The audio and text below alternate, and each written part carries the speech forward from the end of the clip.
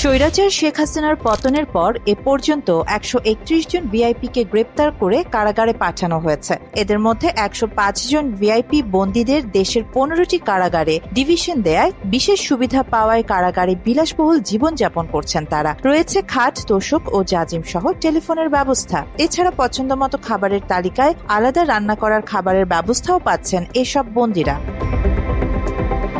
Jail কোর্টের বিধি মোতাবেক ডিভিশনপ্রাপ্ত বন্দীদের আলাদা কক্ষ বরাদ্দ দেওয়া হয়, যেখানে তারা একা বা অল্প সংখ্যক বন্দীদের সঙ্গে থাকার সুবিধা পান। ডিভিশনপ্রাপ্ত কক্ষটিতে খাট, তোশক, জাজিম, চাদর ও টেবিল থাকে। প্রতিদিন ভিন্ন দুটি পত্রিকাও দেওয়া হয় ডিভিশন কক্ষে। জেল কর্তৃপক্ষের অনুমতিতে ব্যবস্থা রাখা হয় টেলিভিশনেরও। তাদের জন্য আলাদা রান্নার ব্যবস্থাও থাকে, যেখানে নির্ধারিত বরাদ্দের টাকায় পছন্দ মতো খাবারের সুবিধা পেয়ে থাকেন। ডিভিশনপ্রাপ্ত বন্দীদের তত্ত্বাবধানে রাখা হয় একজন কয়েদি। এছাড়াও তারা প্রতি মাসে 1 অথবা 2 বার স্বজনদের সাথে সাক্ষাৎকারেরও সুযোগ পাওয়ার পাশাপাশি প্রতি সপ্তাহে একদিন টেলিফোনে নির্দিষ্ট সময়ে কথা বলার সুবিধাও পেয়ে থাকেন।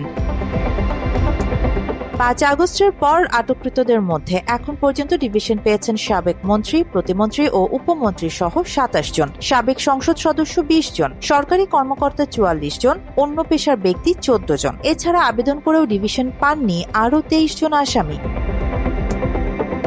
ডিভিশন পাওয়া বন্দীদের মধ্যে আছেন স্বৈরাচার শেখ হাসিনার সরকারের বেসরকারি শিল্প ও বিনিয়োগ বিষয়ক উপদেষ্টা সালমান এফ রহমান, সাবেক জ্বালানি উপদেষ্টা তৌফিকে এলাহি চৌধুরী, সাবেক আইনমন্ত্রী আনিসুল হক, সাবেক মন্ত্রী ফারুক খান, বাংলাদেশ ওয়ার্কার্স পার্টির সভাপতি রাশেদ খান মেনন, জাসদের সভাপতি হাসানুল হক ইনু। মাত্র 30% টাকায় জমির মালিক হয়ে নতুন বাংলাদেশের গড়ে তোলার স্বপ্ন দেখা বাংলা বসতি। সাবেক মন্ত্রী দীপু মনি, শাহজাহান খান, গোলাম দস্তগীর গাজী, টিপু মুন্সি, নুরুল মজিদ মাহমুদ হুমায়ুন, আমির হোসেন আমু, আব্দুর রাজ্জাক, নুরুল ইসলাম সুজন, ইঞ্জিনিয়ার মোশারেফ হোসেন, আসাদুজ্জামান নূর, সাবেক খাদ্যমন্ত্রী কামরুল ইসলাম ও সাধন চন্দ্র মজুমদার সহ 27 জন মন্ত্রী, প্রতিমন্ত্রী ও উপমন্ত্রী।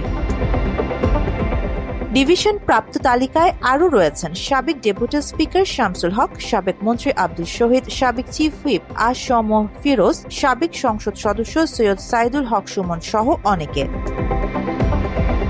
ডিভিশনপ্রাপ্ত সরকারি কর্মকর্তাদের মধ্যে রয়েছেন বিচারপতি শামসুদ্দিন চৌধুরী মানিক, মেজর জেনারেল জিয়াউল হাসান, নৌবাহিনীর রিয়ার অ্যাডমিরাল মোহাম্মদ সুহাইল, সাবেক মুখ্য সচিব কামাল আব্দুল নাসের চৌধুরী, শেখ হাসিনার মুখ্য সচিব নজিবুর রহমান ও আবুল কালাম আজাদ, সাবেক আইজিপি চৌধুরী আবদুল্লাহ আল মামুন, AKM শহীদুল হক, ঢাকা মহানগর পুলিশের সাবেক কমিশনার আসাদুজ্জামান মিয়া সহ মোট 44 জন।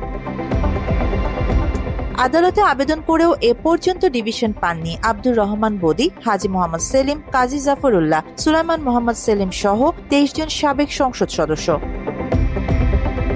ডিভিশন পেতে হলে জেল কোর্টের 617 বিধি অনুযায়ী ভালো চরিত্রের অধিকারী, অনভ্যাসগত অপরাধী, সমাজ মর্যাদা সম্পন্ন ব্যক্তি, উচ্চমানের জীবনযাপন, শিক্ষা এবং অভ্যাসের কারণে উচ্চমানের জীবনযাপনে অভ্যস্ত হতে হবে। এছাড়া ব্যক্তিগত প্রতিহিংসামূলক অপরাধে যুক্ত নন, বিস্ফোরক বা আগ্নেয়াস্ত্রের অপরাধে দোষী নন, অন্য কাউকে এসব অপরাধে উত্তেজিত করেননি, তারাও ডিভিশন প্রাপ্তের যোগ্য হবেন।